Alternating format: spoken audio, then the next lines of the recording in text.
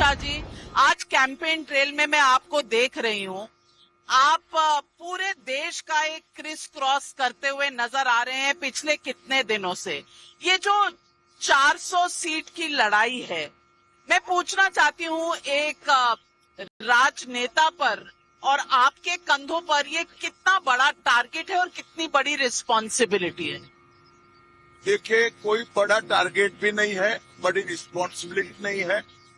पूरे देश की जनता, चाहे पूर्व हो, पश्चिम हो, उत्तर हो, दक्षिण हो, नरेंद्र मोदी जी को दूसरी बार, फिर से एक बार, तीसरी बार प्रधानमंत्री बनाने के लिए तैयार है। और जहां पर भी जाते हैं, हमसे 2 कदम आगे जनता दिखाई पड़ती। एक प्रकार से ये वास्तविक लक्ष्य है और निश्चित रूप से सिद्ध होगा।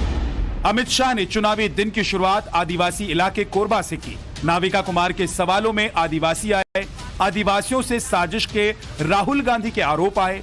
सुनिए अमित शाह ने क्या कहा। राहुल गांधी ने एक डिबेट छेड़ी है कि आदिवासियों को बीजेपी वनवासी कहती है, यानी कि वो चाहते हैं कि ये जंगलों में ही रहें। आदिवासी को जो कांग्रेस दर्जा देना चाहती है कि वो मेन स्ट्रीम में हकदार बने, जमीन के भी और देश में तमाम अपॉर्चुनिटीज के भी। राहुल गांधी की इस डिबेट पे आप क्या कहें? राहुल गांधी को आपके अलावे देश में कोई बहुत सीरियसली लेता नहीं है। कांग्रेस इतने सालों तक रही, आदिवासी कल्याण मंत्रालय गृह विभाग में ज्वाइंट सेक्रेटरी की पोस्ट हुआ करता था, होम डिपार्टमेंट। अटल जी ने एक फुल फ्लेज मंत्रालय बनाया।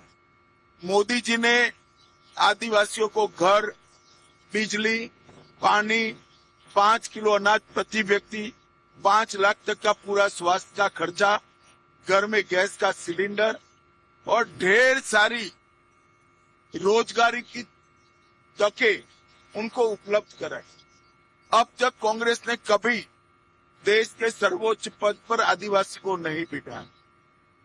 भारतीय जनता पार्टी ने नरेंद्र मोदी जी की शासन में ओडिशा के गरीब आदिवासी घर की बेटी द्रौपदी मुर्मू को महामहिम द्रौपदी मुर्मू, हमने आदिवासी गौरव दिन भी भगवान बिरसा मुंडा के जन्मदिन पर मनाने की शुरुआत की। आदिवासियों पर सवाल जवाब के क्रम में नक्सल समस्या का जिक्र आया। हाल में 29 नक्सलियों के मारे जाने को फेक बताने की कंट्रोवर्सी भी आई। भूपेश बघेल जो पूर्व मुख्यमंत्री थे छत्तीसगढ़ के, राजनांदगांव से लड़ भी रहे हैं और कुछ ही समय पहले जब नक्सल ऑपरेशन हुआ तो एक उनका वक्तव्य भी आया, क्लैरिफिकेशन भी आई कि ये फेक एनकाउंटर्स हो रहे हैं बीजेपी के राज में। क्या जवाब दें? देखिए नाविका जी, तुलसीदास जी ने कहा है, जिसका खराब संकट आता है तो राम सबसे पहले उसकी मति हर लेता है। एक कांग्रेस का बहुत खराब समय आने वाला है। जिस ऑपरेशन की सच्चाई की पुष्टि स्वयं नक्सलियों ने कर दी कि हमारे लिए विगत 7 साल में सबसे बड़ा घाटा है, उसको वो कह रहे हैं फेक एनकाउंटर।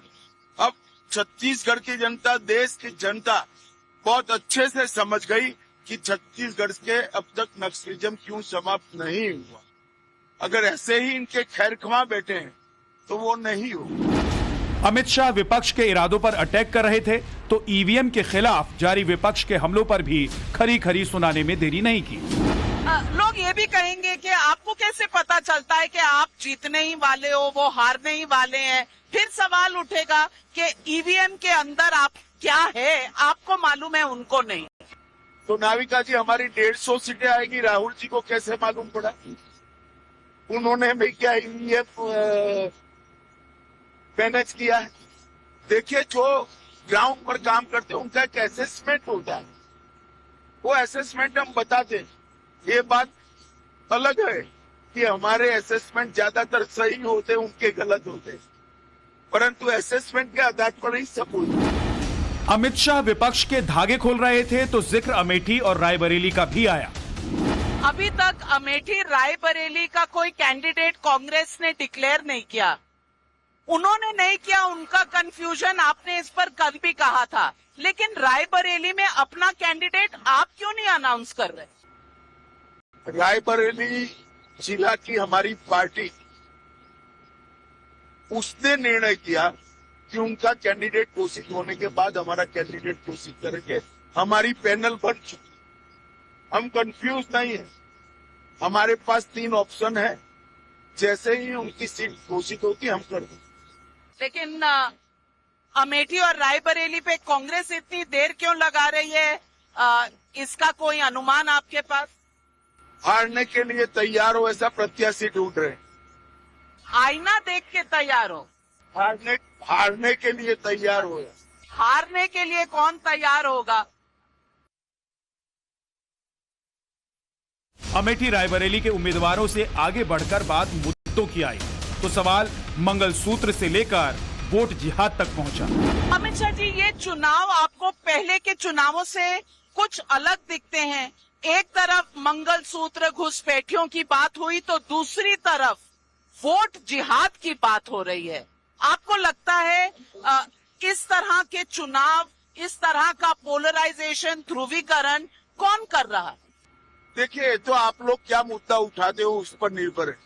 ये चुनाव में 3 करोड़ गरीबों को घर बनाने की भी बात है, देश को संसार का तीसरे नंबर का अर्थतंत्र बनाने की बात है, 1 नेशन 1 इलेक्शन की भी बात है, देश में यूसीसी लाने की भी बात है।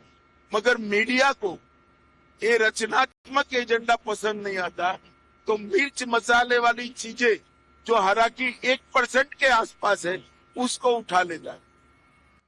मिर्च मसाले वाला खाना भारतीय लोग तो खाते हैं, मसाला अच्छा लगता है खाने। नहीं, मुझे कोई कंप्लेन नहीं है इससे। वोट जिहाद एक नया शब्दकोश से शब्द निकाला गया है। मरियम आलम खान जो सलमान खुर्शीद जी की बेटी भतीजी हैं और समाजवादी पार्टी की नेता हैं, ऐसे समय उन्होंने कहा जब सलमान खुर्शीद जी पूर्व कानून मंत्री स्टेज पर बैठे थे और उनका कहना है कि अगर मुसलमान मोदी को वोट करे तो उनका मुसलमानों के बीच हुक्का पानी बंद हो जाना चाहिए। आपको नहीं लगता कि पोलराइजेशन से ज्यादा ये एक देश में बंटवारे की राजनीति है? इस देश का कोई बंटवारा कर नहीं सकता, आप आश्वस्त रहिए। जो देश का बंटवारा करना चाहेगा उसको कड़ा जवाब। मोदी जी के 10 साल में इस देश में से जातिवाद, परिवारवाद, भ्रष्टाचार और तुष्टीकरण, चारों नासूरों से मोदी जी ने इस देश के लोकतंत्र को मुक्त कराया है। अब इस तरह की बातों से चुनाव नहीं जीता जा सकता। अमित शाह ने अपने फेक वीडियो से लेकर शिव और राम को लड़ाने की कोशिशों पर भी सीधा जवाब दिया। आपके वक्तव्य के भी फेक वीडियो बनाए गए। आपको लगता है कि ये जो जातिवाद के खिलाफ एक लड़ाई है उसका फायदा उठाते हुए एक नैरेटिव सेट किया जा रहा है? देखिए, अब सार्वजनिक जीवन में हर बार चुनाव में जब से राहुल गांधी कांग्रेस के मुख्य व्यवस्था में आए, वो चुनाव के स्तर को नीचे नीचे नीचे नीचे गिरा देगा। हमने जनता को बताया है कि किस प्रकार के कुटिल और कुत्सित प्रयास, अब जनता को फैसला करना है। खड़गे जी ने कहा है उनका कैंडिडेट है शिव, और शिव और राम के बीच में लड़ाई होगी। आपको लगता है इस देश में शिव भक्त और राम भक्तों में लड़ाई है? देखिए, मैं तो मानता हूं चुनाव आयोग ने इसका संज्ञान लेना चाहिए। छत्तीसगढ़ के कोरबा के बाद अमित शाह की चुनावी यात्रा कर्नाटक के हावेरी पहुंची। हावेरी में अमित शाह हजारों की भीड़ के बीच रोड शो निकाल रहे थे।